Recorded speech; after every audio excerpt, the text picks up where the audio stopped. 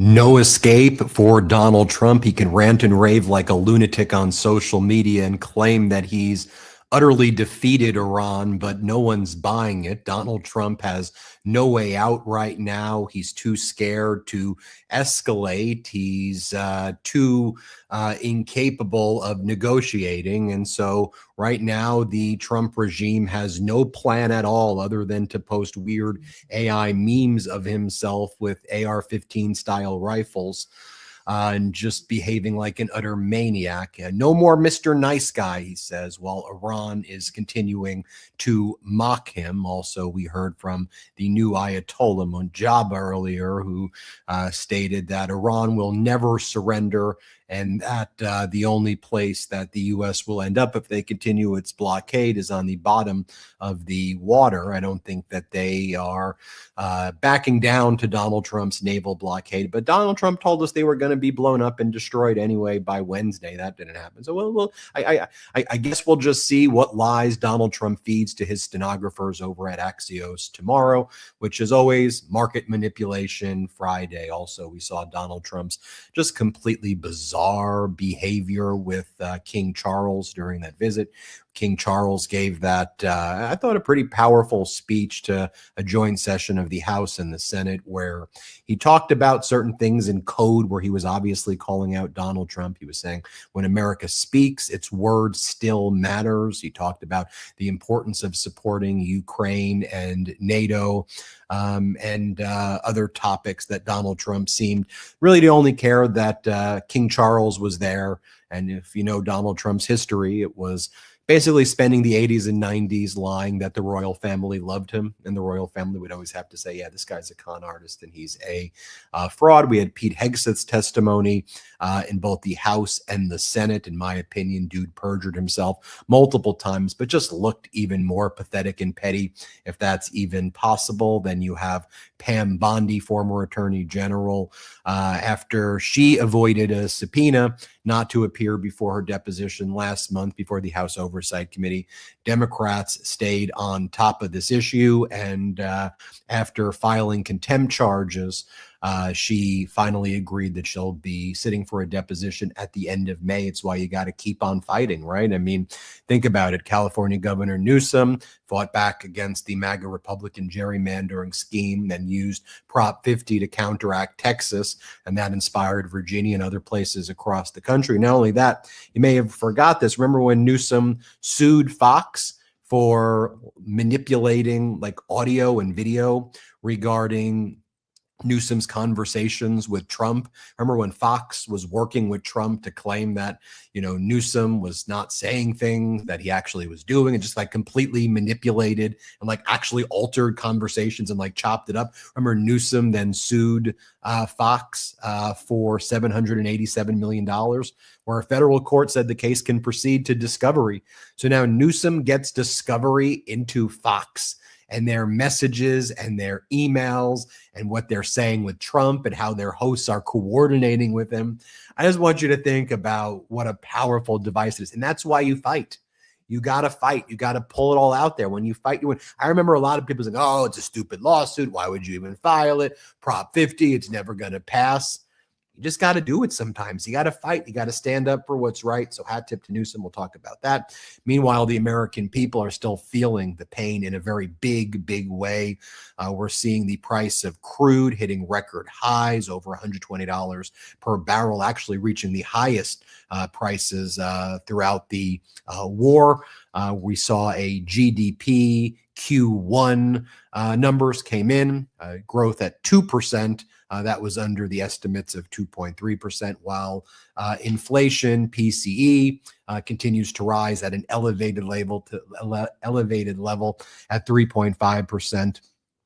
With the core PCE inflation at 3.2%, but the Federal Reserve is saying, look, we can't lower interest rates anytime soon right now. And inflation right now is elevated, and both sides of the Fed's dual mandate, which involves trying to increase jobs, decrease inflation, both are being interrupted by Donald Trump's behavior and Donald Trump's terrible policies. We're in a jobs recession, stagnant jobs, if not job losses, and rising inflation. And so we'll cover that. And also the MeidasTouch Network, Washington, D.C. Bureau was out and about, and they were able to get, I think, some incredible interviews with Congress members and senators from both sides of the aisle and asking the questions that you wanted answered. This and more on the MeidasTouch Podcast. Great to be with everybody. Brett and Jordy, great to see you both. Great to see you too, Ben. Great to see you, Jordy. Great to see you, Midas. Mighty excited to break down all of today's stories. And Ben, you were talking about Federal Reserve Chair Jerome Powell. I think one of the single biggest developments that probably hasn't even gotten enough attention is the fact that Donald Trump's attacks on Fed Chair Jerome Powell have completely backfired, because Powell decided that, yes, he is not going to be the Federal Reserve Chair anymore because his term is up shortly. However, he is going to stay on the Federal Reserve Board until the end of his term, which ends, I believe, in like January 2028, if I'm not mistaken. And he specifically said, when he was asked why he was doing that, he said it was because of the politicization of the Fed. You know, it's not supposed to have this sort of outside influence. It's supposed to be an independent body. Donald Trump has destroyed that with these BS prosecutions into Powell, these threats against Powell. And so he said, you know what, I got to stay. I got to protect the independence of the Fed. And what a power move. And I think, you know, as we speak about that, as we speak about Newsom, all these other stories, you start to get this theme that Donald Trump is a paper tiger. Remember how we called the NATO a paper tiger? Donald Trump is a paper tiger. Donald Trump is somebody where if you stand up to the guy, he backs down. He may try to bluster. He may try to angrily tweet or truth or whatever the hell he calls it. But at the end of the day, he is incredibly, incredibly weak. So good on Governor Newsom for actually taking the fight to him. I'm excited to speak about that and all of the things that Ben spoke about. I think the one thing that has really just blown my mind in the Trump era has been how many people have refused to actually take up the mantle and fight Donald Trump, when history has shown that the people who do often have incredible success. And this is my opinion, but you know, as you look through all of these networks like Fox, OAN, Newsmax, as you look through a lot of these MAGA influencers, they lie so shamelessly and, in my opinion, so maliciously that I am surprised that more people have. I understand there's a high threshold to defamation lawsuits, but it baffles me that people have not fought fire with fire more and gone after the people who are poisoning our information ecosystem with lie after lie after lie. We're going to get into it all. You know, I got to check in with Jordy first. Jordy, what's the latest? What's up, brothers? What's up, Midas Mighty? A lot to get into tonight. Before we start, I just want to remind everyone here right now and watching the YouTube show, please subscribe to the YouTube channel. We are on our way to 6.4 million subscribers. We're getting there. We could use your help. Hit the subscribe button right now. You may think you're subscribed, but definitely double check. And if you're not, definitely hit that subscribe button. On our way to 7 million subscribers. And look, that number is a great number, and we're very proud of that number. But what we're more proud of is that means that this information gets to get out to more people, that the algorithm then starts to feed it to more, gets into more feeds. There are more videos served. And so please continue to subscribe. Let's get this pro-democracy messaging out to everybody, because now more than ever, we need the truth. Benji, where are we starting off today, big bro? Right. Serious times call for very serious leaders, and Donald Trump is the ultimate jester. He's not a serious individual. He's an utter clown, and his behavior is as such, and the world sees it and looks at him and goes, that's a pathetic individual. That's a pathetic individual. I mean, here's someone who at 12:30 a.m. in the morning was posting QAnon memes, you know, earlier in the morning. The storm is coming. Nothing can stop what is coming.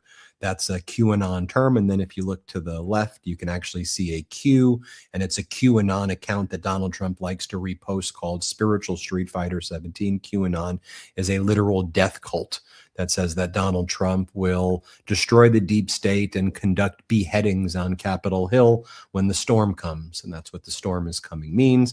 And this is what he's posting. I mean, you have the president of the United States posting QAnon memes, and not a single paper, not a single corporate news, anything. We'll even like cover this as like a thing. It's just, that's Donald Trump, right? Like over the weekend when Donald Trump says Iran has 3 days left. And in 3 days, all of the oil pipelines blow up because the naval blockade is going to work. the pressure is such that all of the oil builds up because we're blockading them. They can't get any of this oil to actually leave. So the oil just builds up in the pipes. That causes an explosion. We win the war on Wednesday. It's over. I mean, he said that on interviews. There's all of these like Trump sycophants and people who, just do whatever he says. Like when I did my last rant on Wednesday, when I said, hey, that didn't happen, everybody, right? And Brett, you posted it on the MeidasTouch. There were all these Trump supporters like, he didn't say that. Like he literally said that. Like that's literally the words that he said. I'm quoting. Yeah, I don't understand why these people try to come at me. Like, don't try to come at us. And it's like to watch the journey they go on too. It's always just so cute to watch, right? I mean, they come at you. They say you're lying. You made that up. He would never say something so ridiculous, so stupid. Stop putting words in his mouth. And I say, in the words of Ben, well, play the clip, or let me show you the receipts. Let me show you the interview on the Fox News website. Okay, not exactly a beacon of a pro-democracy or liberalism or whatever you want to call it. Let me show you what it says. Let me show you what Fox wrote, what the New York Post wrote. And then all of a sudden they go silent, or they try to change the conversation or explain why Donald Trump is correct. You just said that I was making it up and that I made up something to make him sound stupid. But then I showed you that he actually said the thing. And so it's like these people, they just think they could get away with lying and lying and lying. Sometimes you got to check them. Sometimes you have to check them for sure. Then Donald Trump posted this, no more Mr. Nice Guy. Do we have that post over there? Iran can't get their act together. They don't know how to sign a non-nuclear deal. They better get smart soon, DJT. And it's him holding an AR-15 style rifle and some weird AI image with apparently something that I guess purports to be Iran in the background. Being blown up. And then like all the Iranian embassy accounts are just mocking him. You have the Iranian embassy in South Africa saying, when you post at 4 a.m. in the middle of sleep, it doesn't get any better than this.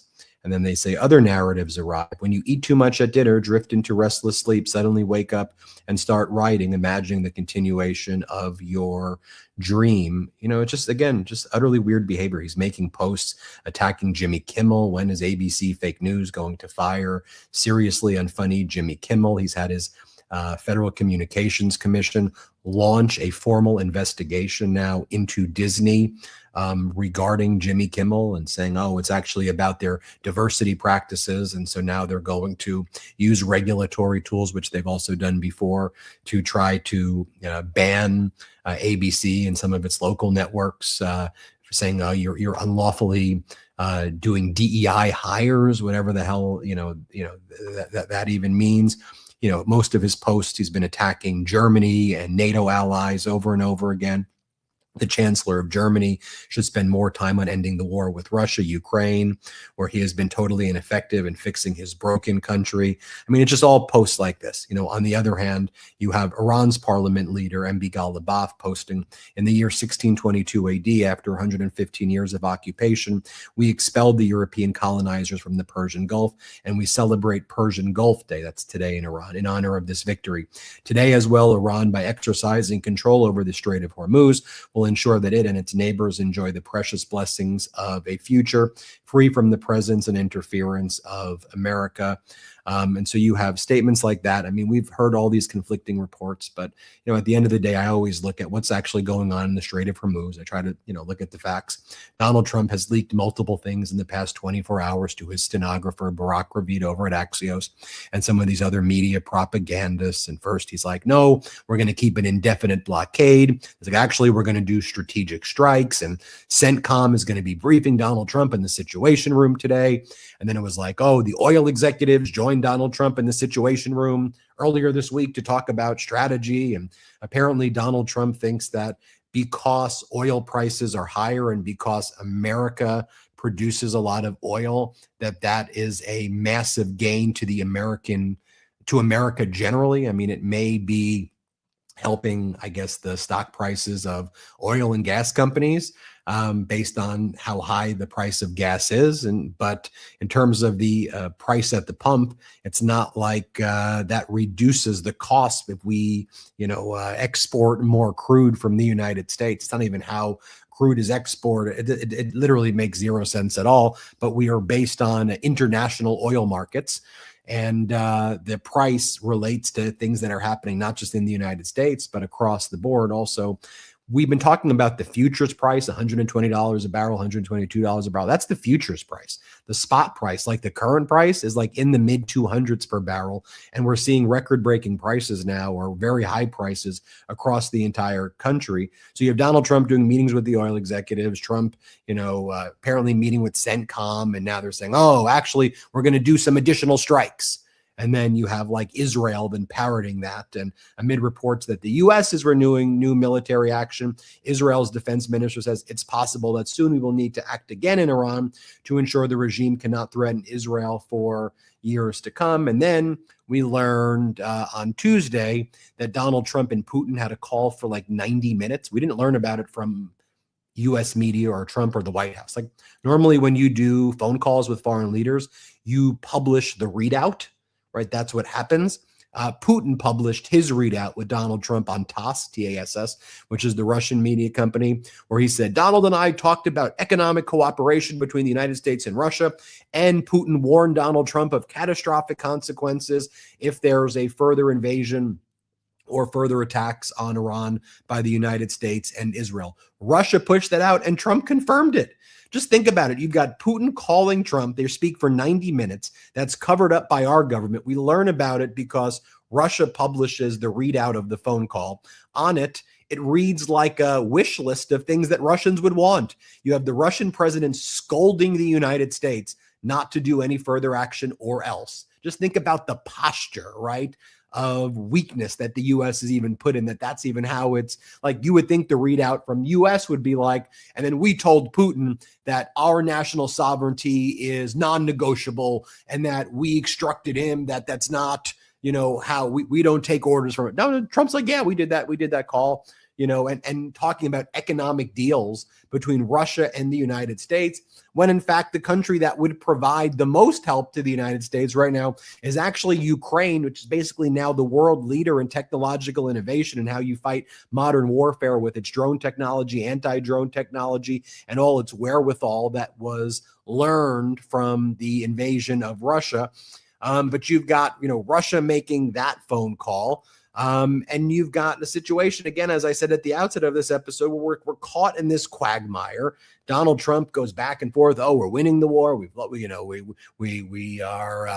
doing a blockade. The war must continue. And nobody here knows, Brett and Jordy, what the heck is going on. You've got Pezeshkian, the president of Iran, posting the following: the world has witnessed Iran's tolerance and conciliation. What is being done under the guise of a naval blockade is an extension of military operations against the nation, paying the price for its resistance and independence. Continuation of this oppressive approach is intolerable.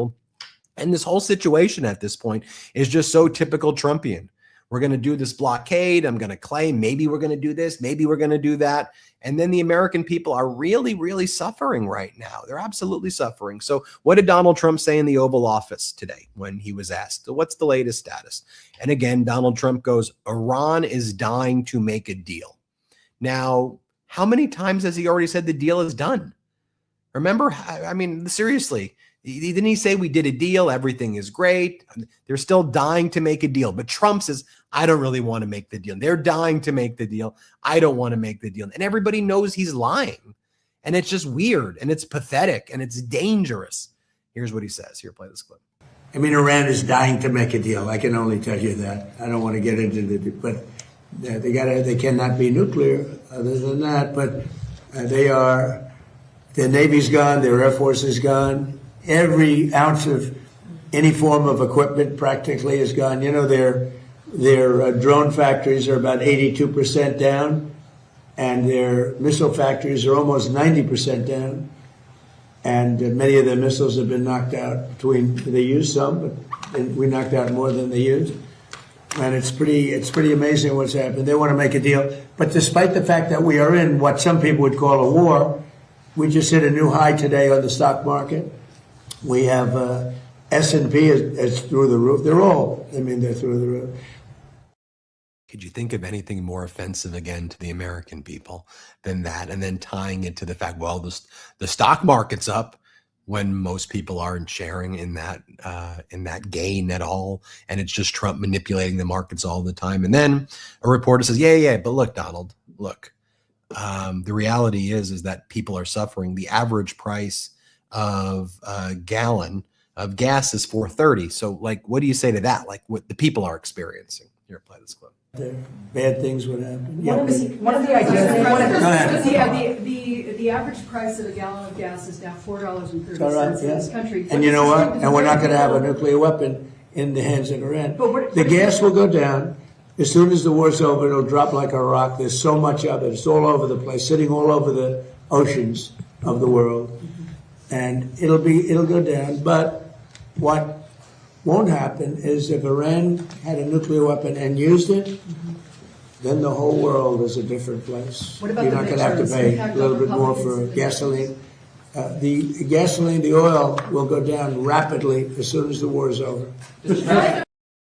Yeah, but you said that you obliterated their nuclear capabilities last June, and you had press releases. It's totally obliterated. It's gone. It doesn't exist anymore. You know, when we'll talk about this in a little bit, when Pete Hegseth was asked by, I think we have the clip if we have it, Brett. Go take a look at the one from Congressman Smith, who leads the Armed Services Committee. And, you know, and it's when things weren't really going well from the outset from Hegseth's testimony. And Hegseth was like, you know, we have to stop their nuclear capabilities. And then Congressmember Smith, it was like, but whoa. You said that you destroyed their nuclear capabilities last June. And then Hegseth's like, yeah, we're talking about their nuclear ambitions. They have ambitions to get it. So we have to stop it. And it's like the conventional shield, like North Korea. You know this, Congress member. Yeah. So things were not going right from the outset of Hegseth. Do we have that clip, Brett? I think so. Who's hell-bent on getting a nuclear weapon and get them to a point where they're at the table giving it up in a way that they never have it. So they haven't broken yet. Okay, we haven't gotten there yet for all of the... Well, their nuclear facilities have been obliterated. Underground, they're buried, and we're watching them 24/7. So we know where any nuclear material reclaiming might be. my time for we're watching a quick second here. We had to start this war, you just said, 60 days ago, because the nuclear weapon was an imminent threat. Now you're saying that it was completely obliterated? They had not given up their nuclear ambitions, and they had a conventional shield of thousands of missiles. So Operation Midnight Hammer accomplished nothing of substance. It left us at exactly the same place we were before.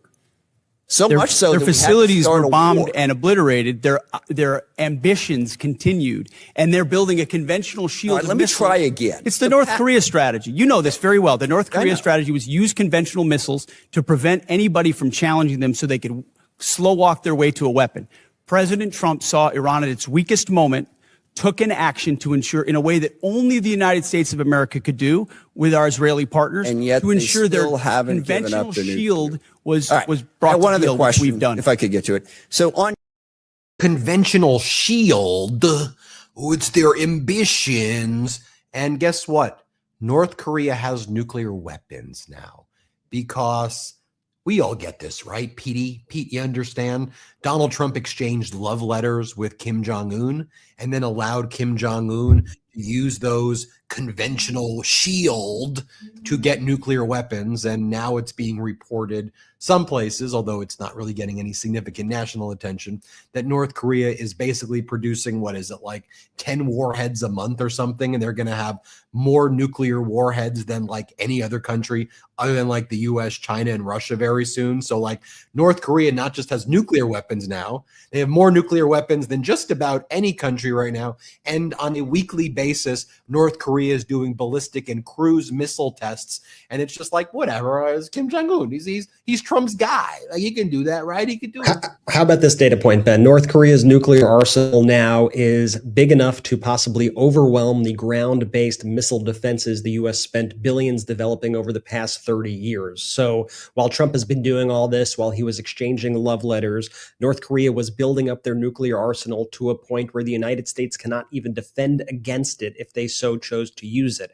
And just think about the lesson also of Trump's strategy here in Iran, and going back to Trump ripping up the nuclear deal that Obama did, because when you had that deal in place, there is a deal amongst countries where you say, we're going to work this out.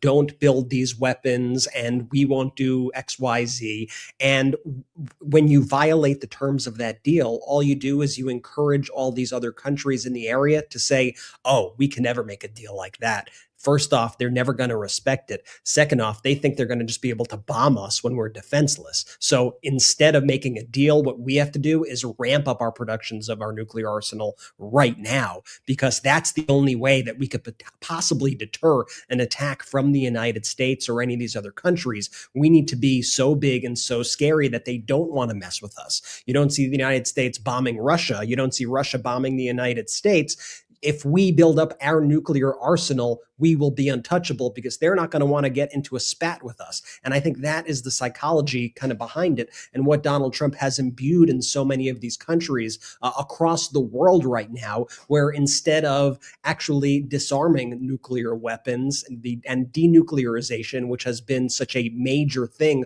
over the past few decades, Donald Trump has actually encouraged countries all over the world to increase their nuclear arsenal and make it so we're in possibly one of the most dangerous situations that we have ever been in as a planet right now. It's all because of Donald Trump. And you notice when Hegseth says they have these nuclear ambitions, that's such an open-ended thing to say about anybody, because there's nothing to it. Like, the ambitions, they want it. Okay. So then you could use that excuse to bomb anybody, right?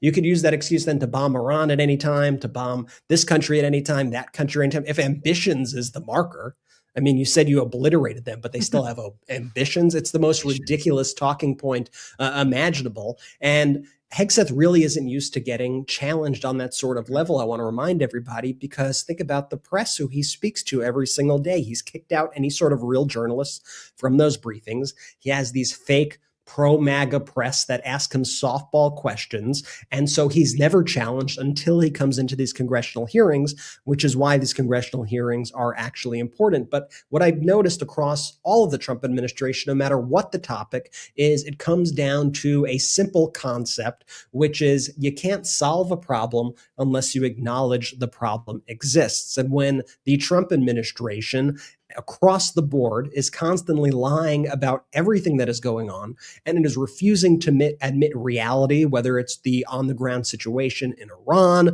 whether it's high gas prices, whether it's the affordability crisis that Americans are feeling at home, then they can never fix it because they don't think there's a problem to be fixed. And we see that as we had Pablo Manriquez and Scott McFarlane on the Hill today, and they were asking very simple questions about gas prices to Republicans.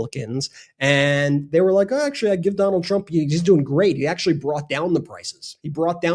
And everyone's happy. And I give Donald Trump an A on the economy and an A on gas prices. He's just doing incredible. How can you expect that person to work on your behalf as a legislator to actually do things that lower gas prices if they think everything is amazing right now? You can't. How could you expect Donald Trump to change strategy to something that actually makes sense in Iran if he thinks that everything is going amazing?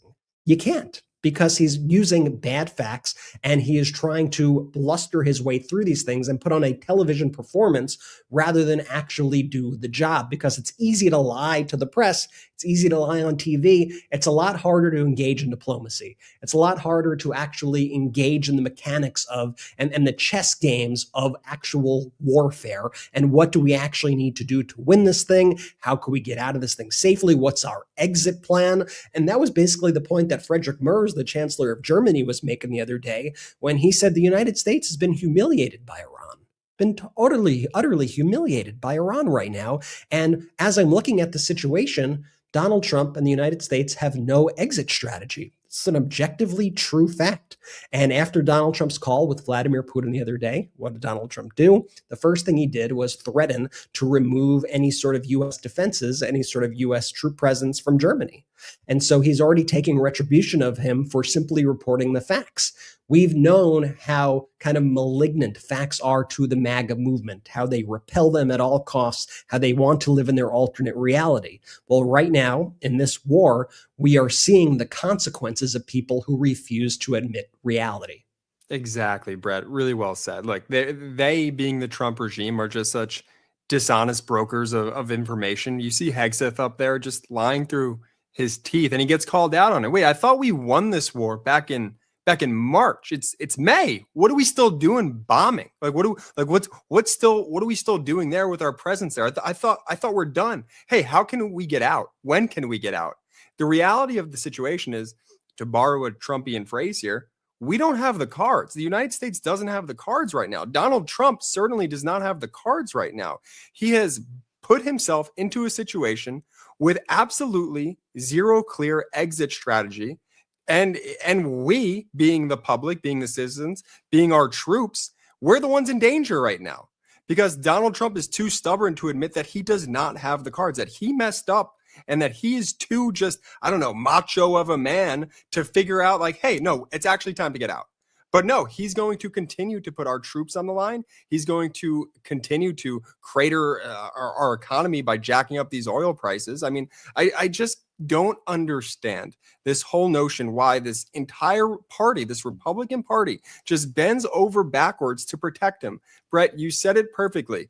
If they don't admit there's a problem, then nothing in this country will ever actually get solved. And all they're doing every single day of the week is defending Donald Trump with every last breath that they have, rather than working for their constituents, rather than working for the American people. To me, it's just deeply painful, because when you see Donald Trump up there taking the questions, when we go back to those clips a little bit earlier that we played before, first off, it's a guy that is just totally and utterly unhinged. And I'm not saying that for like clicks and to be like rage baity or whatever. He is totally out of his damn mind fielding these questions. And that's the president of the United States right there. So every other country around is looking at us like we are the damn fools, like we are the assholes, because that's our leader right there. Meanwhile, has his hand, if you're watching this, he is so embarrassed by the fact that he's got these marks on his hands, that he's literally deteriorating before our eyes, that he covers his hand with on top of his other hand, just so no cameras could get any photos of what's going on. That's literally, he is so vain. That's what he's thinking about as he's fielding these questions, because that's all he cares about is himself and his legacy and what he could do to put his fingerprints on this world, for better or for worse. And meanwhile, it's for worse. It's for worse off of the American people. It's for worse off of our troops. It's for worse off of the world when our leaders behave like Donald Trump, Ben. I want to take our first quick break of the show. We've got a lot to discuss when we come back. I want to talk about Hegseth's testimony. I want to talk about what's going on at that PGA tournament in Doral right now, where like it seems like nobody showed up for this. Everything Donald Trump touches, this guy bankrupts. I mean, on the 18th hole with some of the biggest stars, there's like literally nobody showing up there. Remember, Donald Trump built this gold statue for himself. The whole thing was very strange. So while you have basically this PGA tour, just an utter humiliation ritual for Donald Trump at Doral, Donald Trump is also saying that he's welcoming the Live Golf Tournament at his golf course in Virginia, which he calls the Washington, D.C. Course. And Live is now going out of business because the Saudi, look for those who are on audio, I'm showing people this is the active PGA, this is the tournament. Nobody showed up. There's nobody at Trump's Doral. This is the PGA. That would be packed normally with people everywhere. You need to have the rafters even higher. And then he's bragging about the Live Golf Tournament in Washington, D.C. And Live is now shutting down because the Saudis said we're not funding anything really in the United States unless it's something essential, because America's security and brawl in the Middle East is gone. And Trump's bragging like, I've got Live. Live is coming here. Dude, you destroyed all this stuff. And Trump's expression is like a miracle that will all just go away, like a miracle. What he really means is he's looking for a bailout, because he's been bailed out from his failures his whole life, either by his daddy, either by lenders, either by threatening just to like sue everybody, or by blaming people. We'll talk about that and more. Let's take our first quick break of the show. Reminder, will you become a member of our YouTube channel? Click join and gift the memberships to as many people as you can. We know it's a difficult economy now, so if you have the ability to become a member and you want to gift memberships to other people, click join, give people memberships, and you get access to the exclusive podcasts I do with Ron Filipkowski, the emojis that are there, like the taco emoji, and more. Let's take a break. We'll be right back after our first quick break. My cat hears the news with me every morning, and honestly, she handles it way better than I do. Probably because she starts her day with Smalls. This podcast is sponsored by Smalls. Is the news making you want to cuddle up with your cat? Smalls fresh cat food is protein-packed recipes made with preservative-free, 100% human-grade ingredients you'd find in your fridge, and it's delivered right to your door. That's why Cats.com named Smalls their best overall cat food. For a limited time, get 60% off your first order plus free shipping when you head to smalls.com/Meidas. Starting with Smalls is easy. Just share info about your cat's diet, health, and food preferences. Then Smalls puts together a personalized meal plan for your cat. No more picking between random brands at the store. Smalls has the right food to satisfy any cat's cravings. Last time I fed my cat Smalls, she loved it. Legitimately, we did a taste test, put 2 food bowls side by side, and she immediately went to Smalls. My cat actually follows me around every morning until I give her Smalls. Still not a believer in Smalls? Forbes ranked Smalls the best overall cat food, while BuzzFeed said my cats went completely ballistic for this stuff. Smalls is possibly my favorite sponsor ever because my cat's breath is so much better and her fur is so much softer ever since I switched to Smalls. This year's winter coat has been so soft and healthy. After switching to Smalls, 88% of cat owners reported overall health improvements. That's a big deal. And the team at Smalls is so confident that your cat will love their product that you can try it risk-free. That means they will refund you if your cat won't eat their food. So stop guessing which meals will upset their stomach. For a limited time, because you are a MeidasTouch Podcast listener, get 60% off your first order plus free shipping when you head to smalls.com/Meidas. One last time, that's 60% off your first order plus free shipping when you head to smalls.com/Meidas. All right, here's the thing. There's nothing worse than car trouble at the worst possible time. I've been there. We've all been there. I remember being on the road with my family. Everything's going fine. And then suddenly dashboard lights, weird noises, you name it. Next thing you know, you're stuck on the side of the road, stressing, just thinking, how much is this about to cost me? And spoiler alert, it's never cheap. That's exactly why I started looking into CarShield, because with CarShield, you're not just rolling the dice every time you start your car. They offer protection plans that help cover those expensive repairs.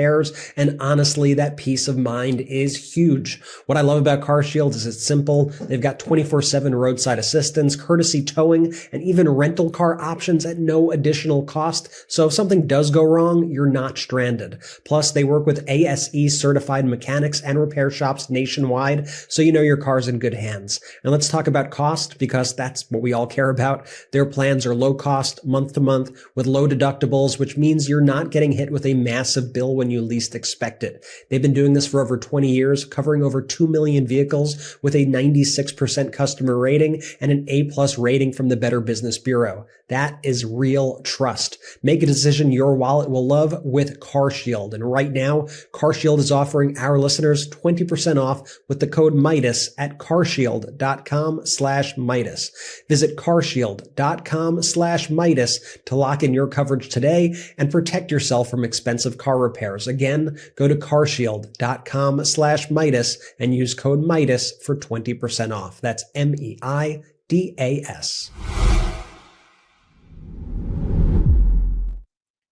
Let's go. Shout out to our sponsors. Links in description of both the YouTube and the audio. Use the links, use the codes. If there's an exit survey, let them know we sent you.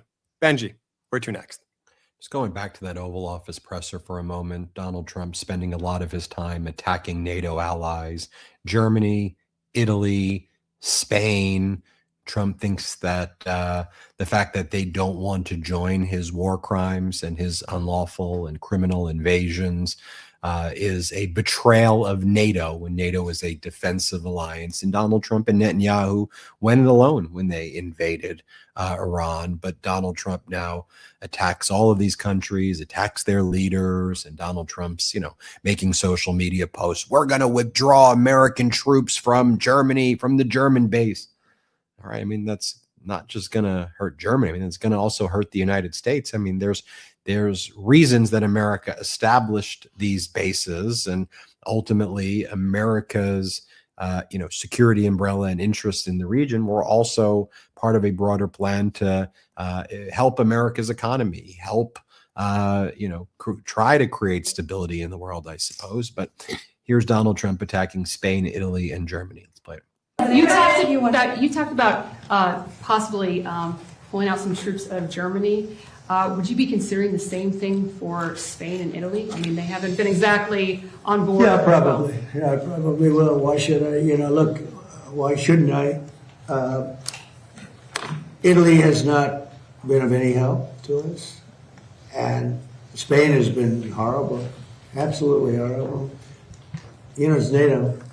It's not even the fact that they're bad. It's one thing if they said nicely, or if they said, okay, we'll help, but the help's a little slow.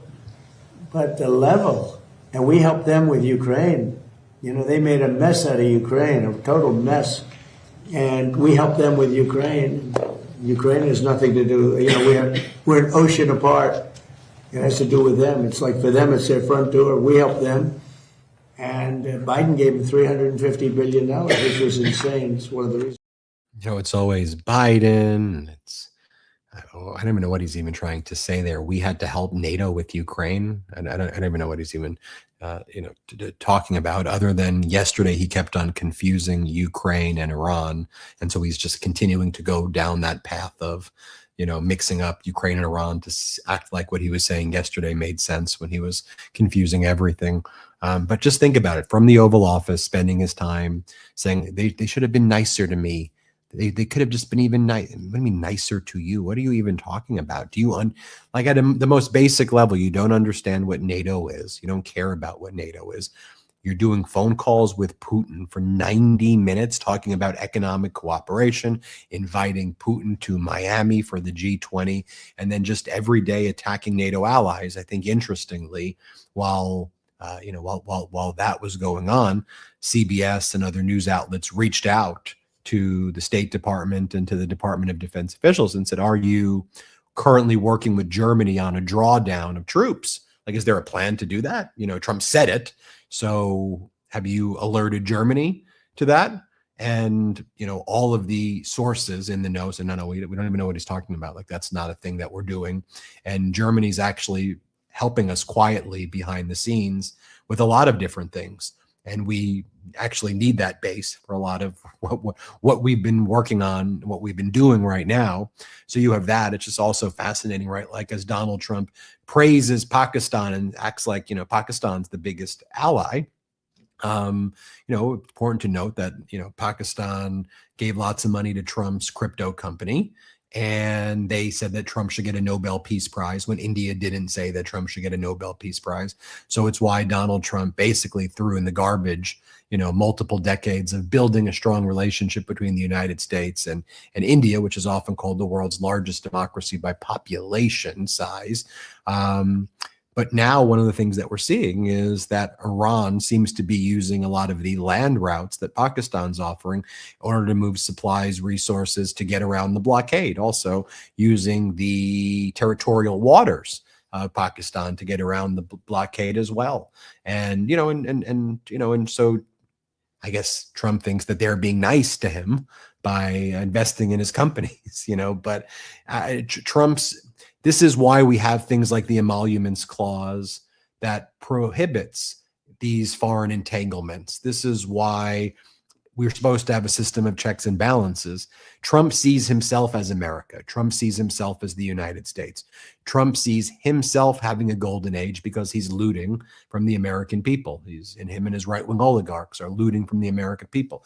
The American people are struggling. Trump's focused on UFC fights, golden ballrooms, triumphal arches, putting his face on passports. That's the new one that the State Department's going to put Donald Trump's face on newly issued passports, putting his signature and face on national park cards and on currency and all of these buildings and this building and that building, and renaming the Kennedy Center, which is a memorial in his name. I mean, you could go down through a whole list. And by the way, not that we needed to see a poll like this, but Washington Post, AP Ipsos poll showing that like 12% of Americans support Donald Trump doing most of the stuff. At the high end, 25% of Americans support all this crap with him putting ballrooms and name. Like, Americans hate this. Overall, Donald Trump's approval is worse than Nixon at the time that Nixon resigned.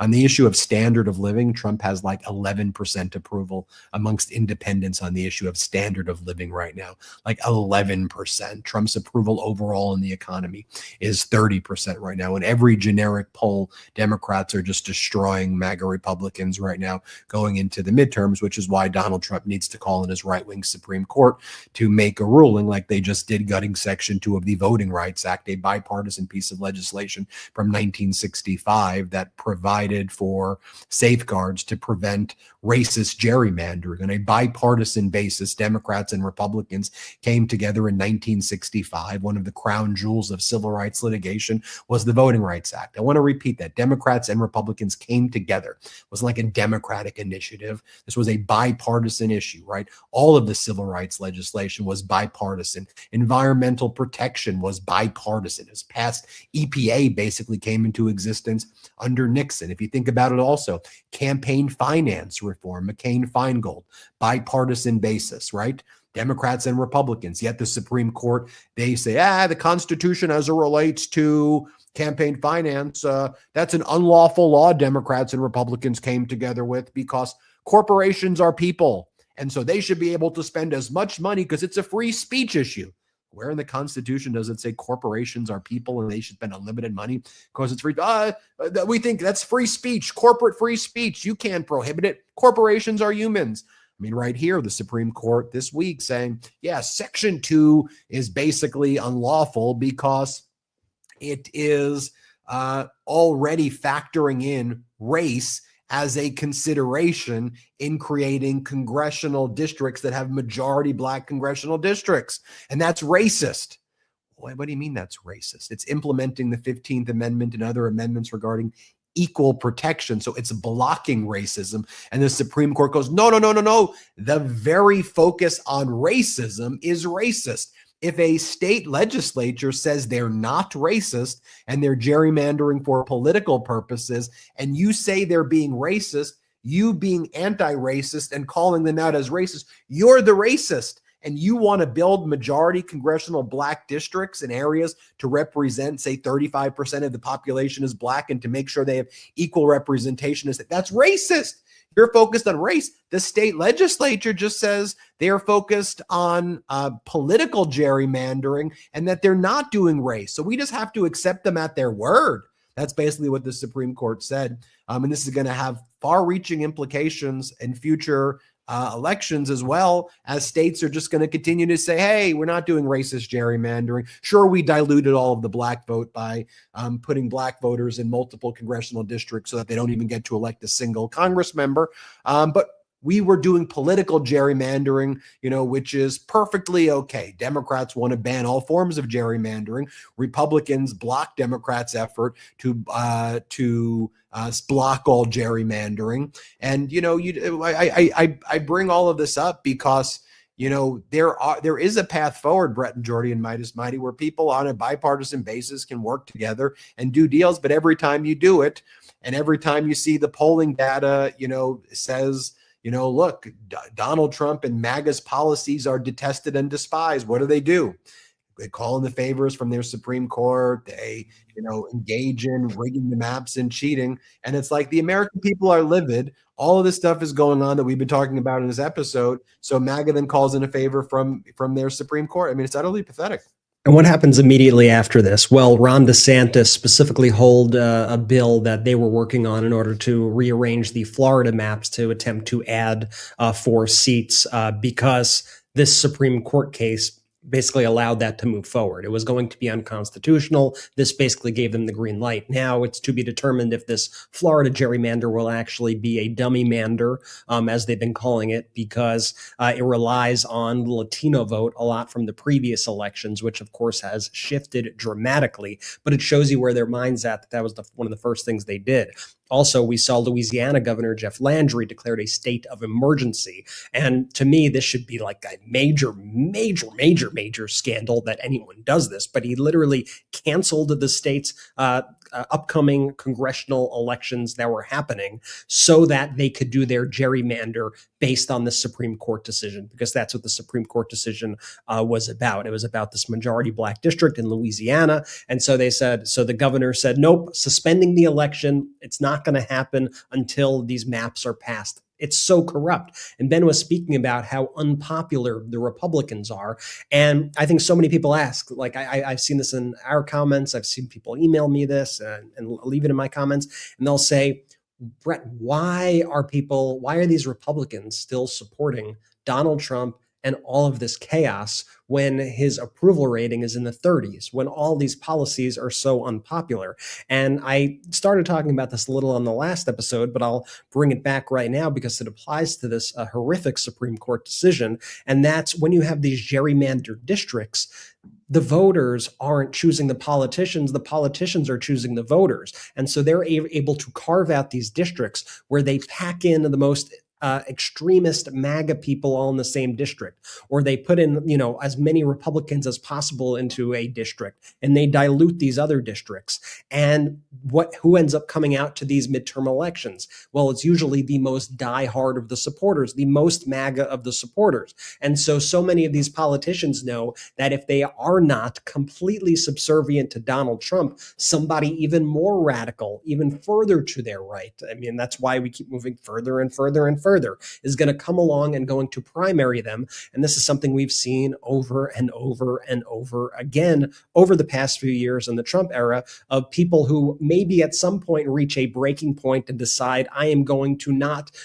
go along with Donald Trump on the Epstein files, right? Like a Thomas Massie. And then you see Donald Trump try to uplift a candidate to try to force somebody like that out. That's why they are so afraid of Donald Trump, despite the fact that he is the most unpopular president that we have ever seen. And we've now heard people like Democratic leader Hakeem Jeffries announce that Democrats are looking at these plans. I also want to be clear, like the effects on these upcoming midterms are going to be fairly minimal. I mean, you see what Florida's doing, you see what Louisiana's doing, but the real impact of this is going to be seen kind of 2028 and beyond. But what we're noticing is Hakeem Jeffries, Democratic leader, you're seeing all these governors now say, okay, well, if this is the new standard, we're going to gerrymander our seats. We're going to redistrict and we're going to be super aggressive. I've seen people throw out saying, hey, in California, we got 50 plus seats. We're going to make those all Democratic seats. I've seen Jeffrey say that he's going to target 4 different states at minimum in order to try to do this. And now I 100% agree with the need to fight fire with fire. And they need to do this, right? They have to do this. But I will totally acknowledge and admit that I hate it. And that I think that this is horrific for democracy, because this sort of brinksmanship that we are seeing, it dilutes the power of the people. It makes it so that your vote counts less, whether you're a Democrat or whether you are a Republican, because it turns all of these seats that should be competitive into safe seats for the incumbent congresspeople, for the party who has selected those maps. And as somebody who is pro-democracy, as a network that is pro-democracy, I am extremely against that. But like I said, Jeffries, he's got to do it. These Democratic governors, they have to do it right now. Hopefully, as I said in the last episode, the brinksmanship becomes so intense that at a certain point, we see actual legislation, actual sort of reform here that creates independent commissions that draw these lines fairly across the country, some sort of national standard. I'm incredibly doubtful that that will happen, but we need to get there. I mean, that is kind of one of the big ways that we could save democracy. And it will not only save democracy, it will tone down the extremism, because everything kind of flows down from the extremism that results from these gerrymandered districts. Imagine if these politicians, instead of having to play to the most extreme of their base, had to actually compete in competitive districts against each other, you would see a much different perspective. They would actually be terrified that gas is over $5 in a lot of the country. They would actually be terrified that things are super expensive and that people can't afford things and that Donald Trump is a maniac who is destroying the entire world.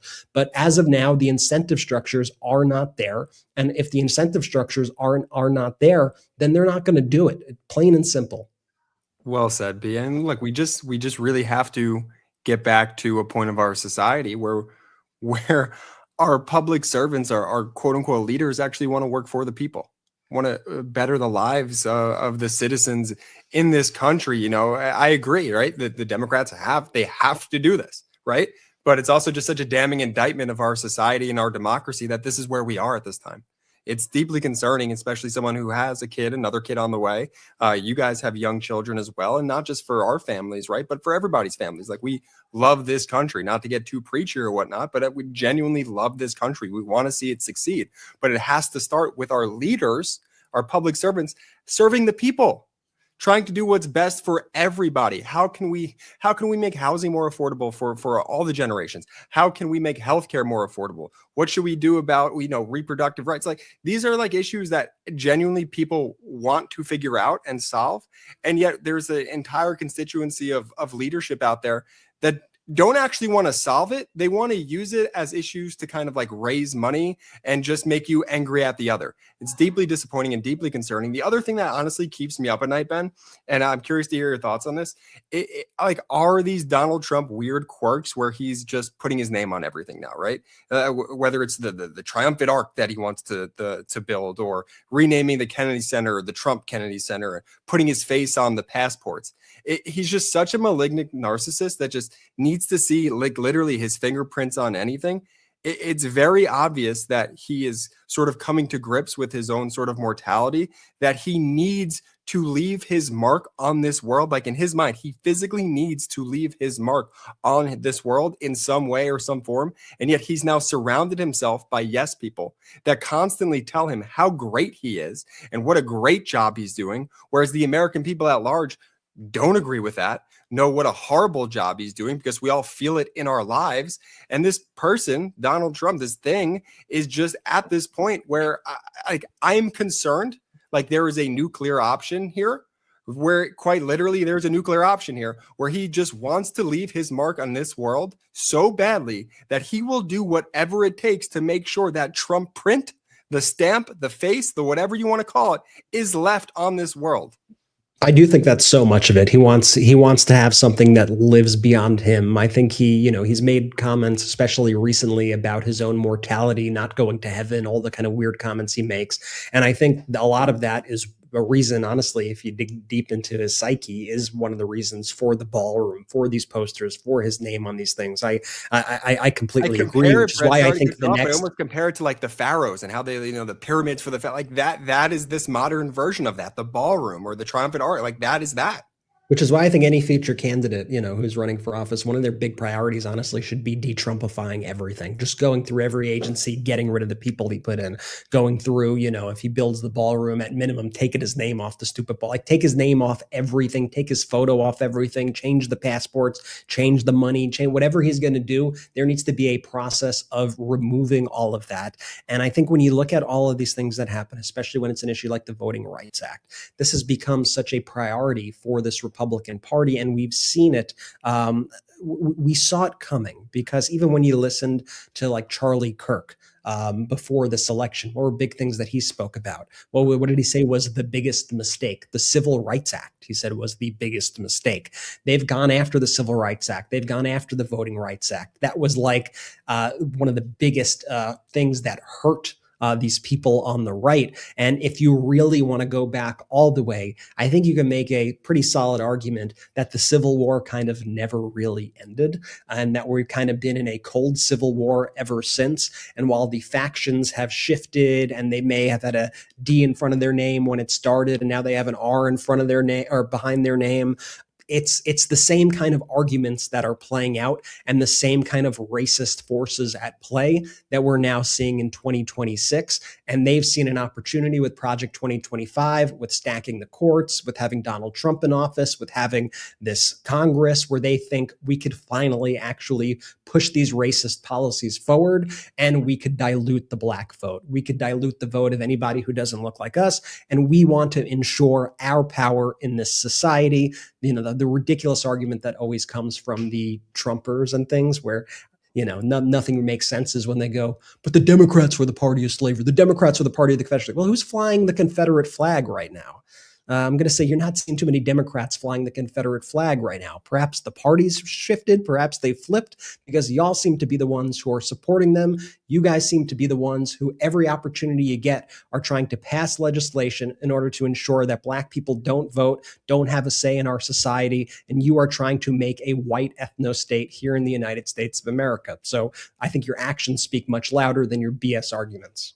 Well, if you think about it, right, just how did Donald Trump and MAGA react to losing in Virginia on the yes referendum, which is in response to all the MAGA Republicans gerrymandering? It's rigged. It's so unfair. How could Democrats do gerrymandering? It's like, this was your game. Like, you started this mid-decade redistricting, and now you're whining about the results in Virginia. And if you go back and you look at these pieces of legislation from the 1960s, or even the EPA and all of the environmental protection, I mean, these were, again, bipartisan laws that were Republicans, Democrats came together, passed a law. It was signed by a president, and ultimately a group of people didn't like the outcome of the rules. And so rather than live within that framework of equality, of just a better way of living, these sociopaths are like, how do we cheat? How do we break it down? All right, let's invade all of the courts and let's have the court say it's unconstitutional, even though these laws were passed on a bipartisan basis, intrude on the laws and say that the laws aren't real, and then just don't enforce the laws and all of that. And so what comes with it is, this MAGA idea is we're not going to play by the rules, and we're just going to cheat. That's how we're going to do it. The whole thing is one big kind of cheating racket. Then accuse the other side. You've rigged it. You're cheaters. And that's the biggest tell, because everything is projection with them. They just accuse the others of everything that they're doing all the time. All right, let's take our last quick break of the show. When we come back, I want to share with you what was going down with Hegset's testimony.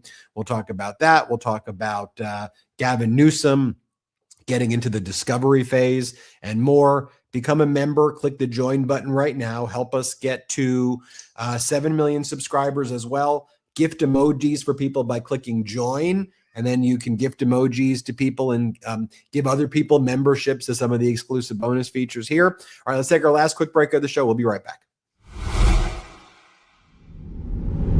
This episode is brought to you by IQ Bar, our exclusive snack, hydration, and coffee sponsor. IQ Bar protein bars and IQ hydration mixes and IQ Joe mushroom coffees are the delicious low-sugar brain and body fuel you need to win your day.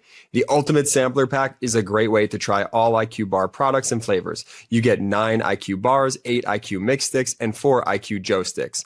All IQ Bar products are packed with clean, delicious ingredients that keep you physically and mentally fit, like magnesium, lion's mane, and more. IQ Bar's plant protein bars are the smarter snack choice with plenty of plant protein, tons of fiber, and no added sugar. IQ Mix is a zero sugar drink mix that hydrates with electrolytes, improves mood, and boosts clarity. IQ Joe is a mushroom coffee designed for mental clarity and packed with 200 milligrams of natural caffeine. Plus, it comes in 4 different flavors that will totally transform your morning routines. With over 20,000 5-star reviews and counting, more people than ever are fueling their busy lifestyles with IQ Bar's brain and body boosting bars, hydration mixes, and mushroom coffees. Their Ultimate Sampler Pack includes all 3. I love IQ Bar and all of their products. It's really become part of my daily routine. You have got to give it a shot. And right now, IQ Bar is offering our special podcast listeners 20% off all IQ Bar products, including the Ultimate Sampler Pack, plus free shipping. To get your 20% off, text TRUTH to 64,000. Text TRUTH to 64,000. That's TRUTH to 64,000.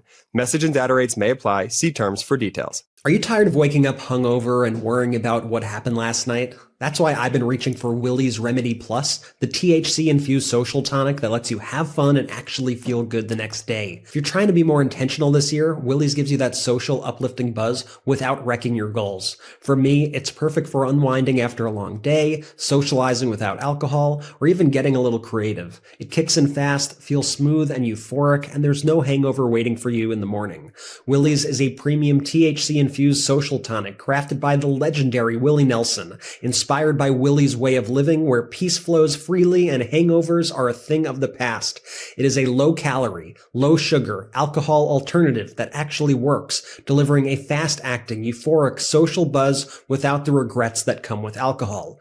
Willie's isn't that feared edible you ate too much of in college. Each bottle is third-party lab-tested for accurate dosage with a unique blend of THC, CBD, CBG, and L-theanine that delivers calm, clarity, euphoria, and relaxation. Willie's social tonics come in 5 milligrams and 10 milligram doses with a best-in-class flavor experience, so smooth and balanced you barely realize you're drinking a THC product at all. You can enjoy the tonics as a shot, sipped over ice, or mixed into your favorite mocktail. One shot of Willie's helps you relax, unwind, and distress. Perfect for taking the edge off after a long day or socializing with friends. Willie's offers the kind of feeling that makes good company even better. Willie's sold out 3 times in the first 6 months with over 50,000 happy customers, and they just restocked. Willie's ships directly to your doorstep in 40 plus states. Order now at drinkwillies.com and use code Meidas for 20% off your first order, plus free shipping on orders over $95, and enjoy life in the high country. That's drinkwillies.com, code Meidas, MEIDAS. Let's go. Shout out to our sponsors. Links in the description of both the YouTube and the audio. Use the links, use the codes. If there's an exit survey, let them know we sent you. Benji, where to next? I want to talk just very briefly about Donald Trump's new Surgeon General pick, Nicole Saphier. She's basically a talking head on Fox. That's how Donald Trump picks members of his cabinet and top officials. You'll recall Donald Trump's prior Surgeon General pick, really didn't believe in conventional or traditional medicines and didn't really believe in current modern science practices, and lots of conflicts of interest. Also, people were alleging regarding products that she would kind of push and sell that she didn't disclose that she was had an investment in or had a stake in, while pushing that as an alternative to other forms of medicine. But his new Surgeon General pick is someone by the name of Nicole Saphier. And you may remember her from some of the clips we would pick of her from Fox, where she said, inside out elements, people are not interested in these woke ideologies, especially men who are watching these movies. This is the type of ideas that come from her. Here, play this clip. Go even younger to some of the animated, like Jungle Book, Hercules, Aladdin, Peter Pan, all of those. What has happened in the last decade when it comes to Disney is demasculinization of all of their characters. And while they're wanting to lift up the women to be these strong characters, instead of having an equal man, they had to push that man down. And you've heard directors and producers and even some of the talent coming out and saying, maybe she was talking about Snow White. She was saying how we can't have him there's no consent to the kiss at the end, that whatever it is, they're taking away from it, and men are not interested in this. Right. You look at Inside Out, which was one of Pixar's movie, and they had an anxiety character. Elements, which was another animated movie, they had a non-binary character. People are not interested in a lot of these woke ideologies, especially men who are watching some of these movies. You have to get back some of that testosterone and that adventure, and I'm sorry, but these movies just don't cut it. So, Lisa, why is it?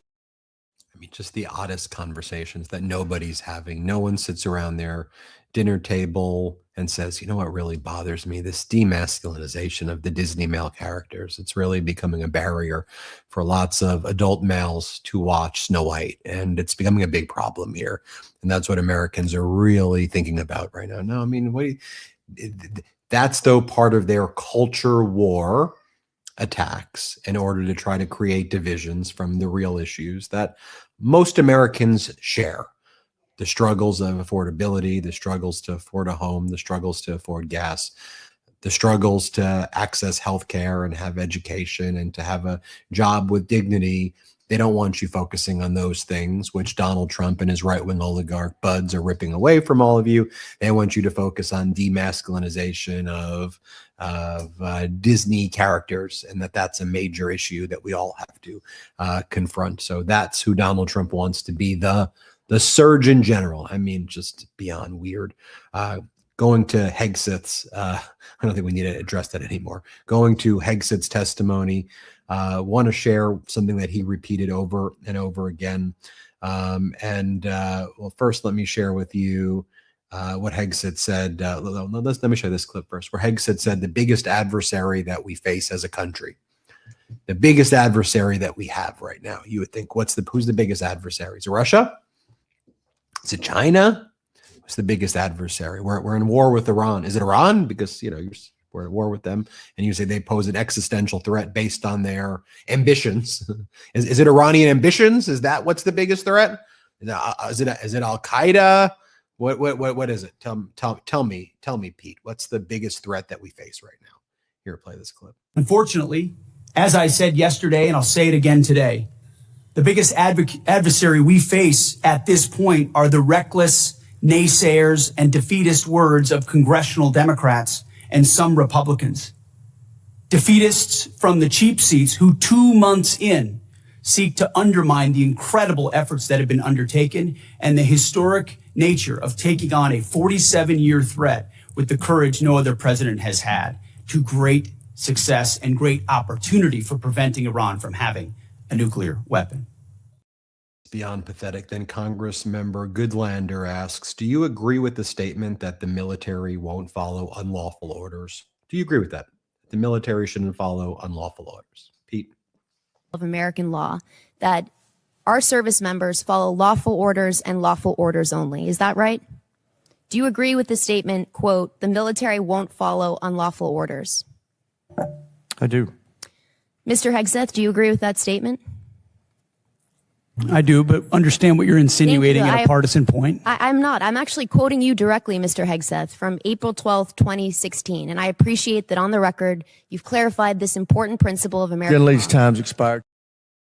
We also take a look at the exchange between Hegseth and Moulton, where Hegseth dismisses concerns over the Strait of Hormuz being closed because the U.S. blockaded Iran's blockade. And I'll show you what Congress member Moulton had to say. Let's play it.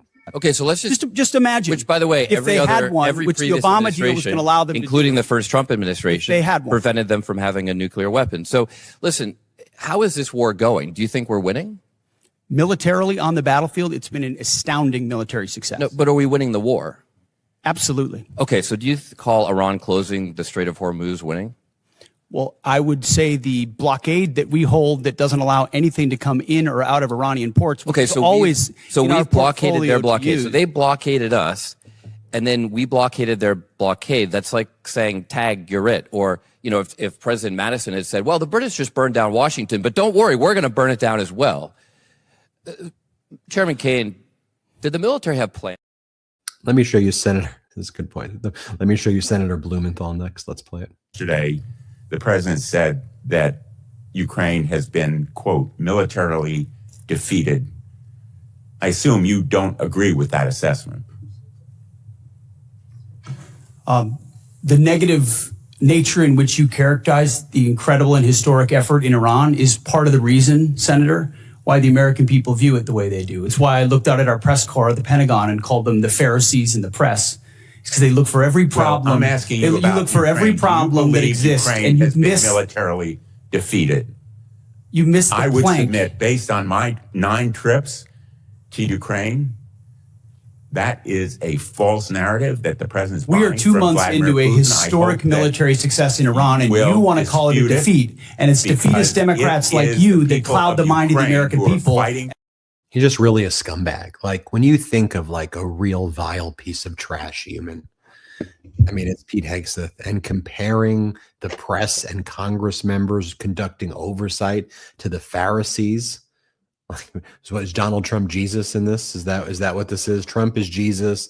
The press asking questions is Pharisee. I mean, what a weird dude. And also the constant use of him, of the right-wing Christian nationalism and the religious extremism. You know, it's like you're looking, because you're looking at the propaganda and the battlefield and what's taking place. And you're seeing that the Trump regime is saying, you know, the Iranians, they're a bunch of religious extremists screaming Allah Akbar, and they're out of control. And then I look at the Trump regime and I've got, you know, actually the religious extremists. I got that guy right there talking about Pharisees and Jesus told me to do it. Everything that you said that they were is how Trump and Hegseth and this regime is basically, you know, is behaving basically. I've never in my life seen a political party treat the other side of the other political party in this country, other major political party, with such disdain and so attack half of the United States of America. I mean, no matter how intense political campaigns got all my life, you know, whether it was George W. Bush or whether it was Obama, they all had outreach to the other party. They all made it a point when they were in office, when they were president of the United States, to reach out to the others and say we're all Americans. And Donald Trump is the first president in my lifetime, and all the people around him, who view anyone who is not them as the enemy. And not only the enemy, which is bad enough, but the worst enemy imaginable, worse than any of our adversaries, worse than people who we are literally at war with. And that is a dangerous, dangerous thing. And you see the power, the way they're wielding this power in all different facets. Like when you see Todd Blanche going out there with all this James Comey nonsense. And hey, I'm no fan of James Comey, but the fact that they're going after him for these clearly political reasons over this completely BS indictment shows you how they just want to attack all their enemies. And frankly, I believe that any of the people who are involved in this, the Todd Blanches of the world, anyone who signs these lawsuits, these are the people who should be criminally prosecuted and shunned from society when this is all said and done, because this is grotesque behavior. I want to go back to that blockade that they keep bragging about over and over very shortly, because this also is not getting enough attention, that Pakistan opened apparently 6 land corridors with Iran to help them route around the naval blockade, because the blockade only works if Iran is actually isolated. But Pakistan is actively running cargo now, essentially opening up a huge hole into Iran, which basically makes the whole blockade useless on its face. And so, and by the way, Pakistan, obviously, of course, as you know, is the mediator in this process. They're people who J.D. Vance has been in touch with, who the United States government has been in touch with. So to show them giving like an FU to the United States in the middle of all that also speaks volumes, and also shows how they are just so out of their depth in everything they are doing in this region right now. And they are causing this country to go to the brink of ruin, and they just don't seem to give a damn. And as I said earlier, all of this is only possible with the lackeys, the sycophants who agreed to live in this alternate reality, even when the objective facts show otherwise. When the objective facts, the data, show you that there is a reality that exists, not a both sides, or he says one thing, he says another thing, so it's probably somewhere in the middle, but someone's actually telling the truth here and someone's actually telling a lie, and the truth is not somewhere in between. So that's why we had our incredible reporters on the ground today in Washington, D.C., interview these members of Congress and ask them very basic questions like, what grade do you give Donald Trump on the economy? What do you think about gas prices?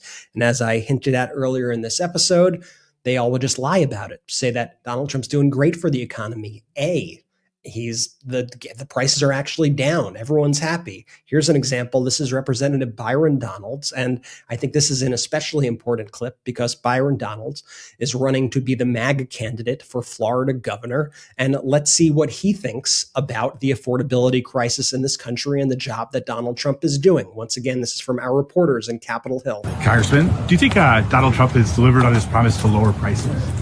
Yeah, he actually has. I know gas prices are a little bit higher because of what's happening in Iran, but across the country, a lot of prices actually have stabilized. I think, inflation's hard, but I remember where we were with the Biden administration. Airline tickets jumped 50%. It was insane. So he's doing a great job. we need, the other side of the aisle to come and help us just do common sense business. But President's doing great. If it were a report card, what grade would you give him on the economy? Oh, he gets an A. An A? Yeah. Got it. Thank you, Carson. An A on the economy. Prices are down. Everything is great. Gas prices, not a problem, according to Byron Donalds and these MAGA Republicans. He was also able to fit in a Biden mention in that response too. Joe Biden, yeah. It's the whole gamut of the MAGA responses. Yeah, you got to throw in a Joe Biden. By the way, prices are far higher today than when Joe Biden was president. Inflation is higher today than when Joe Biden left office. And remember, this is a thing. Inflation continues to add on. And yes, there was extremely high inflation early on in Biden's term because we had a global pandemic that Donald Trump completely bungled, but they don't seem to ever want to mention that fact. And all the people who were complaining about prices back then are suddenly oddly quiet. I saw a funny tweet online today about this, actually, because there was a viral tweet when Biden was president from an individual. I think this person works at like Real Clear Politics, which is like a right-wing website. And they were talking about their Outback Steakhouse bill. And they were saying how bad inflation was. People at all income levels notice it. And they were talking about their $150 Outback delivery on like DoorDash that they had ordered. And the reason why this became so viral back in the day, if you're looking at 6.7 million views on this tweet, is because they were complaining about their steak and lobster dinner prices being so expensive. And so they said, I have 2 teenage boys, 2 bloomin' onions, a steak salad, lobster tails, a filet, a chicken sandwich, and a sirloin plus tip and tax, $125 on DoorDash right now. It is crazy. That was December 13th, 2023. And so I noticed somebody yesterday, they said, I randomly started thinking about this Bidenflation tweet back from December 2023. So I downloaded DoorDash and I decided to put in, the same items that they ordered and see the price. And so that same order, that was $125 that this guy was complaining about back in December 2023, came out to about $220 today, an 85% increase under Donald Trump. Yet those same people who complained day in and day out during the Biden administration, suddenly it's no problem, A+ economy, everything is great. Jordy. To your point earlier, Brett, which you so brilliantly pointed out, like the Byron Donalds response right there is exactly the issue that we have with this Republican Party. If they refuse to admit that there are real issues with affordability or with anything, then how can we look to our leaders in a bipartisan way to solve these issues? We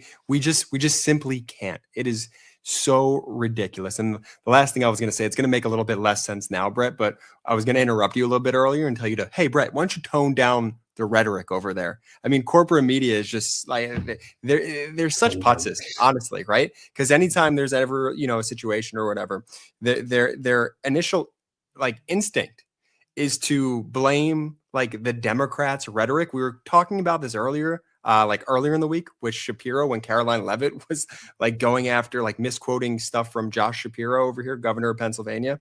And she's like, yeah, they really have to tone down their rhetoric. And the media just eats this stuff up, and they'll bring a Democratic politician on, for example, and they'll go, hey, Jamie Raskin, is it time for Democrats to tone down the rhetoric? And meanwhile, every clip that we showed, this wasn't old footage. This stuff just happened this week. This just stuff happened today. The rhetoric from these MAGAs, from Hegseth, from Trump, from literally everyone that we saw, it is out of control. Out of control, 5-alarm fire shit. And it's unbelievable to me that legacy media out there just does their bidding for them. But it makes sense, right? These are the same people that hang out with them behind closed doors, that actually like them, that want them to win and succeed, and want all of their billionaire buddies to win and succeed at the expense of the American people. It's deeply disheartening. But not to end the show on a bummer, I do feel like there's a way out of here, and that's with communities like this, with independent media, with asking the Byron Donalds of the world, hey, affordability, where we rank in Trump on the economy, and getting his response, and now holding that footage forever to show his constituents, hey, if you're suffering right now, the guy that's running over here, he thinks that the economy's great, that everything's an A+. So look, I'm grateful for this community. I'm grateful for the entire network. I'm so excited to continue to grow this network alongside everyone here. So let's just keep doing it, y'all. Just can't wait. Thank you guys so much for listening. Benji?